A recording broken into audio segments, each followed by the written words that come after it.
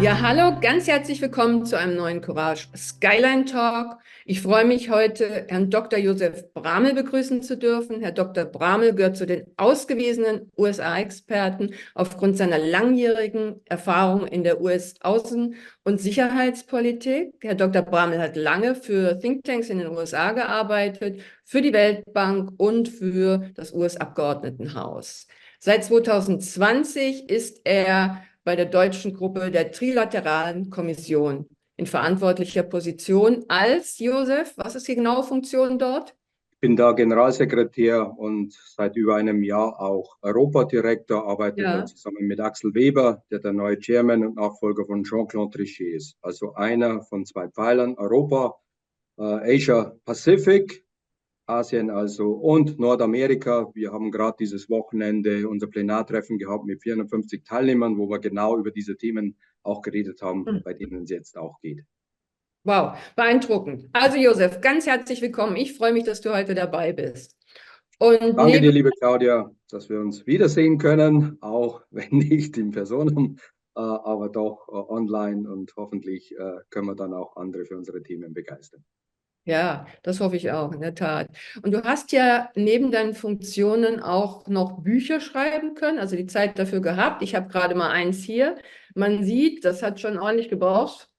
Ja, Spuren, aber ich kann es auch nur wärmstens empfehlen, jeder, der an geopolitischen, wirtschaftlichen Entwicklungen interessiert ist. Es ist ein Must-Read. Wir werden also auch den Link zu dem Buch in die Kommentare geben. Josef, in diesem Buch beschreibst du, dass der Ukraine-Krieg vielleicht nur der Anfang eines weitaus größeren Krieges ist zwischen den zwei Weltmächten USA und China. Und du beschreibst drei Szenarien von einem sehr negativen bis zu einem, ja, positiveren Szenario und sagst eben, ja, wir müssen gucken, dass unsere Weltführer wirklich nicht wie Traumwandler in den nächsten Weltkrieg schlittern. Und ich glaube, du hältst auch sehr, sehr viele Vorträge zu diesem Buch. Ja, wir wollen aufrütteln. Ich habe das nicht alleine geschrieben, sondern mit Matthew Burrows. Matt war derjenige, der bei den US-Geheimdiensten die strategische Vorausschau aufgebaut hat. Er ist jetzt beim Stimson Center. Wir arbeiten jetzt schon länger zusammen. Wir haben uns eben denkbare Szenarien entwickelt, um jetzt die Leute nicht zu erschrecken, sondern uns vor Schlimmerem zu bewahren. Wir denken, dass wir ähnlich in einer Situation sind wie vor dem Ersten Weltkrieg, wo eben damals viele hinein geschlafwandelt sind, um Clark zu zitieren, den berühmten Autor, und jetzt traumwandeln wir hinein. Wir haben eine ähnliche Konstellation. Wir haben einen Platzhirschen, der angezählt ist, und einen aufstrebenden, namentlich China, der Amerika herausfordert, und in 9 von 10 Fällen in der Weltgeschichte hat es da gescheppert. Und damit es eben nicht zu diesem dreckigen Szenario, wie wir das nennen, kommt, heißer Krieg, machen wir uns Gedanken, wie wir wieder auf eine gute Zukunft kommen, also Globalisierung 2.0. Da sind wir aber lange noch nicht. Wir sind in diesem schlechten Szenario, also das, was heute als Friendshoring, Decoupling und was man sonst noch für schöne Wörter benutzt, um Deglobalisierung zu umkleiden. Da sind wir drin, und wenn wir nicht aufpassen, schlittern wir in einen heißen Krieg und verpassen die letzte Chance, um den Klimawandel einzudämmen. Es Ja. geht um nicht mehr und um nicht weniger. Mhm. Okay, wir können jetzt, das sind nicht Ziel unseres heutigen Gesprächs, aber trotzdem herzlichen Dank, dass du das nochmal näher Wer nicht ausgeführt schlafen will, soll das mal sich anschauen, möglichst nicht hast vorm Schlafen gehen. und nicht Traumwandeln will. Ja. Unsere Oder Themen wer was heute, für die Zukunft machen will. guter Punkt. Unser Thema heute ist auch sehr aktuell. Die Woche ist ja wirklich eine spannende Woche. Josef, jetzt am Donnerstag findet die erste US-Präsidentschaftsdebatte statt. Zu einer für uns unmenschlichen Zeit, 3 Uhr morgens am Freitag. Wer es anschauen möchte, ansonsten auch am nächsten Tag auf YouTube. So früh hat noch nie eine US-Präsidentschaftsdebatte stattgefunden. Die Gründe dazu wirst du uns ja gleich mehr erläutern. Aber glaubst du, dass es tatsächlich noch möglich ist, dass die Demokraten sich für einen anderen Präsidentschaftskandidaten entscheiden, sollte Biden in der Debatte nicht performen? Wie siehst du das? Wie schätzt du die Bedeutung der Debatte ein? Naja, erstmal, was wir nicht ausblenden dürfen, unsere Naivität, die wir hatten nach dem 6. Januar, als eben Trump die Leute auf die Barrikaden geschickt hat und Ja, das Kapitol unter Beschuss war, dachten viele, das war's. Und dass er wiederkommt, das war eben auch eine transatlantische Illusion, um einen vorherigen Buchtitel zu zitieren. Also Trump kann wiederkommen, da war ich schon lange überzeugt von. Und dass er so schnell abgeräumt hat, das ist erstmal das Wichtigste. Hm. Dass ein amtierender Präsident so wackelt, ist die andere Neuheit, die viele auch im Fernsehen noch nicht begriffen haben. Ich habe neulich einen Kollegen gehört, Ja. der in Amerika war und meint, dass Biden locker wiedergewählt wird. Ich habe ihn gefragt, wo er war und wen er gesprochen hat mich alles nicht überzeugt. Was mich überzeugt, ist die Tatsache, dass in 5 von 4 Einzelstaaten, die dann ja wirklich ausschlaggebend sein werden, sogenannte Battleground States, Trump die Nase vorn hat, dass wenn man die ganzen Umfragen, die wichtigen Umfragen, also für Ja. diese Battleground States und die ökonomische Lage sich anschaut, die immer wieder den Ausschlag gibt, dann kann man für Trump sagen, dass er 2/3 Chancen hat, es zu gewinnen und Biden nur 1/3. Und ich glaube, dass sich Trump auch nur auf die Fernsehdebatte eingelassen hat. Er hat ja vorher im Vorwahlkampf das tunlichst vermieden, hat die anderen ignoriert, sein eigenes Ding gemacht, weil er darauf hofft, dass Biden eben das zeigt, was er ist, altersschwach. Okay. Also, aber wie schätzt du realistisch ein, sollte Biden wirklich nicht performen, dass die Demokraten sich noch für einen anderen Kandidaten, ich glaube, es gibt ja jemanden in Kalifornien, entscheiden? Das kann man nicht abschätzen. Ich habe jetzt da keine tieferen Kontakte zu den Demokraten hinein, obwohl ich für die Demokraten im Kongress gearbeitet habe. Ich habe jetzt umgekehrt bessere Kontakte in die möglicherweise nächste Trump-Regierung, war auch vor 2 Wochen in Washington, habe da mit möglichen Ministern und äh, federführenden Leuten geredet. Da kommt einiges auf uns zu. Also wir müssen vielleicht uns mal von dem Wohlfühlgedanken entfernen, dass Biden das schon irgendwie schafft. Kann sein, mag sein und vielleicht kommt auch noch einer aus dem All, der ihn ersetzt, aber ich gehe jetzt mal von aus, dass Trump das schon machen könnte und dass wir dann ein ganz anderes Spiel spielen. Ja, und jetzt unabhängig davon, wer jetzt aber Präsident werden sollte, man sieht jetzt schon starke protektionistische Verhaltensweisen auf der ganzen Welt eigentlich. Ich meine, der US-Chip Act, könnte sagen, war eigentlich eine Kriegserklärung an China. Jetzt die protektionistischen Maßnahmen gegenüber E-Autos. Die USA haben die Zölle deutlich erhöht. Europa diskutiert, da sieht es wohl besser aus, habe ich gehört, dass man zu einer Einigung finden könnte.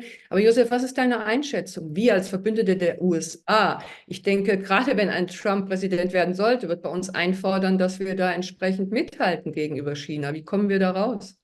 Ich kann dir da nur sekundieren, du hast da vollkommen recht und hast da einen weiteren Einblick als die meisten hierzulande, die nicht gemerkt haben, dass Bidens Politik in Großteilen eigentlich verschärft ist von dem, was Trump angedeutet hat. Hm. Also Trump hat gebellt, Biden hat schon gebissen, hat jetzt nicht nur den Inflation Reduction Act, der alles andere macht, als Inflation zu bekämpfen, im Gegenteil inflationstreibend ist und das wird ihm auch im Wahlkampf vielleicht das Genick brechen, aber auch unsere Industrie angreift. Also das ist ein Angriff auf unsere Industrie, auf unseren Standort, auf unsere Arbeitsplätze. Das macht man mittlerweile unter Freunden. Das andere, der Chips Act, ist, wie du zu Recht sagst, eine ja, Wirtschaftskriegserklärung an China, die heiß werden könnte, nicht zuletzt in Taiwan, wo man eben diese High-End-Chips nur dort herstellt. Also da kann es sehr heiß werden. Da haben viele noch nicht wirklich begriffen, was da alles auf dem Spiel steht. Und das war eben Joe Biden und nicht Donald Trump. Also es spielt eine große Rolle für Deutschland, ob Biden oder Trump. Wenn man jetzt den engeren Sicherheitsbegriff nimmt, NATO, da sind wir sicher besser aufgestellt, wären wir besser aufgestellt mit Biden, weil die NATO aus meiner Sicht unter Trump keinem Pfifferling mehr wert sein wird. Er wird da Schutzgelderpressungen machen, aber wir können uns nicht wirklich auf den Schutz verlassen. Der muss auch nicht aus der NATO raus. Es reicht ja, wenn er das macht, was wir gemacht haben am Anfang, um der Ukraine zu helfen, nämlich Helme schicken, um den Artikel 5 zu bedienen. Mehr muss nicht sein, wenn man sich den Wortlaut anschaut. Also da müssen wir uns klar sein, die NATO wäre nicht mehr viel wert. Da müssen wir uns selber verteidigen können, selber abschrecken können, wenn Trump kommt. Aber im Wirtschaftsbereich ist der Unterschied nicht allzu groß. Ich glaube, da nimmt es sich nicht viel, ob Trump oder Biden. Da gibt es eine heftige, massive Auseinandersetzung, vor allem auch zwischen USA und China. Und wir müssen aufpassen, dass wir uns dann nicht vor den einen oder vor den anderen Karren spannen lassen und der Kollateralschaden werden. Mhm. Ich meine, du sagst, die NATO wird kein Pfifferling mehr wert sein, sollte Trump gewählt werden. Wir haben ja in Europa eh schon eine verschärfte Situation. Jetzt Europawahlen haben stattgefunden. Man sieht, die Bewegungen gehen grundsätzlich eher gegen rechts. Jetzt am Samstag ein weiterer interessanter Termin. Macron, Frankreich, die erste Wahlrunde. Sieht nicht so gut aus für Macron, muss man sagen. Ich Ja. glaube, 37% Le Pen, 27%, glaube ich, die linke Koalition und dann Macron gerade mal 20. Entschuldigung, die Polen sind heute aktiv. Wie schätzt du die Situation? Das verschärft ja das Ganze nochmal, wenn du sagst, wir müssen unabhängig werden als Europa und dann diese Situation in Europa. Was ist deine Empfehlung? Wie sollen wir damit umgehen? Ne, ich muss erst mal hier eine vielleicht Illusion eingestehen. Ich habe ja vor geraumer Zeit das Buch Die transatlantische Illusion geschrieben, A, Ja, den Punkt gemacht, dass Trump wiederkommen kann, als alle auf Wolke 7 waren und meinten, das war's jetzt mit ihm. Und B, selbst wenn er nicht wiederkommt, dass die USA mit China Wichtigeres zu tun haben, als das Museum hier in Europa zu schützen. Also die zwei Punkte haben mich dazu bewogen, die transatlantische Illusion zu schreiben. Das war übrigens vor Putins zweiten Zugriff. Das war eine andere Illusion, dass der Bär nur kuscheln will, wenn man ihm auf das Fell rückt, ihm zu nahe kommt. Also da, glaube ich, war die Analyse richtig, aber meine Hoffnung war eben, dass unsere Traumwandler in Berlin und vor allem in Berlin und auch ja, in Paris zueinander finden. Aber was ich bisher gesehen habe aus Berlin und auch nicht nur diese Regierung, sondern die vorherige war sehr enttäuschend. Ich glaube, wir haben diese Chance verspielt, mit Frankreich hier voranzugehen, andere mitzunehmen. Wenn jetzt ja, Macron sein Bankspiel verliert, ähnlich wie damals Cameron, der seinen eigenen ja, Status noch sichern wollte auf Kosten von Europa, das könnte auch in Frankreich passieren, dann war es das mit Europa, dann sind wir Kollateralschaden der Geschichte. Also gestehe ich hier vielleicht auch eine europäische Illusion ein, wer nochmal nachlesen will, was ich vor einigen Jahren empfohlen habe, damit wir aus diesem Europa ein souveräneres Gebilde machen können.